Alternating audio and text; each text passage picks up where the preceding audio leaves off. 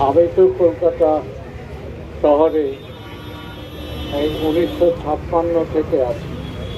আমার ছাত্র জীবন তারও আগে এসেছি। দেশভাগের পর 1947 থেকে যখন পাবলিক দোতলা বাস ছিল, সরকারি বাস নয়, প্রাইভেট দোতলা বাস ছিল, তাতেও চড়েছি, গ্রামে চড়েছি। 1947-48 থেকে আমি গ্রামে চলে এসেছি। পরে অনেকদিন চড়া হয়নি ঠিকই, এবং গ্রামের 1 পয়সা ভাড়া বৃদ্ধি আন্দোলন যেটা হয়েছিল তাতে আমরা ছিলাম, সেই আন্দোলনে আমরা ছিলাম। কাজেই এটা খুব আশ্চর্যের কথা যে এত যেটা শুনলেন পরিবেশ বান্ধব এরকম একটি যানবাহন তাকে তুলে দেওয়ার চেষ্টা করা হচ্ছে, আর জমিগুলো বিক্রি করে দেওয়া হচ্ছে। জমি বিক্রি কার সুবিধের জন্য, সরকারের সুবিধের জন্য না কার সুবিধের জন্য আমরা জানি না।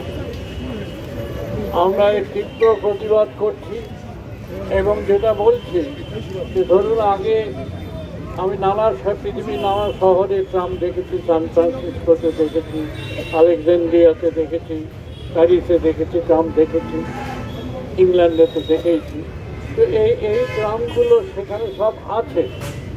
আমাদের কি এমন সমস্যা হলো যে আমরা ট্রাম তুলে দেব?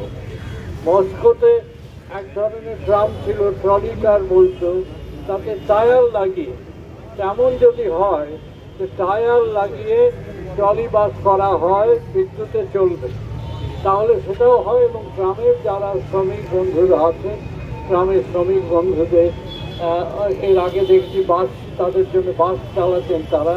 কিন্তু আমার মনে হয় গ্রামের মতো একটি পরিবেশ বান্ধব যানবাহন কখনোই তুলে দেওয়া উচিত নয় কলকাতার মতো একটা জায়গাতে।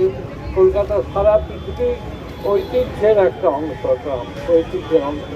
কাজে আমরা আপনাদের সামনে সম্পূর্ণ একমত হয়ে আপনাদের পাশে আছি যে কলকাতার ট্রাম তুলে দেওয়ার চেষ্টা, অপচেষ্টা আমি বলবো, সেটা আমাদের সর্বান্তকরণে সবভাবে আমাদের রুখতে হবে।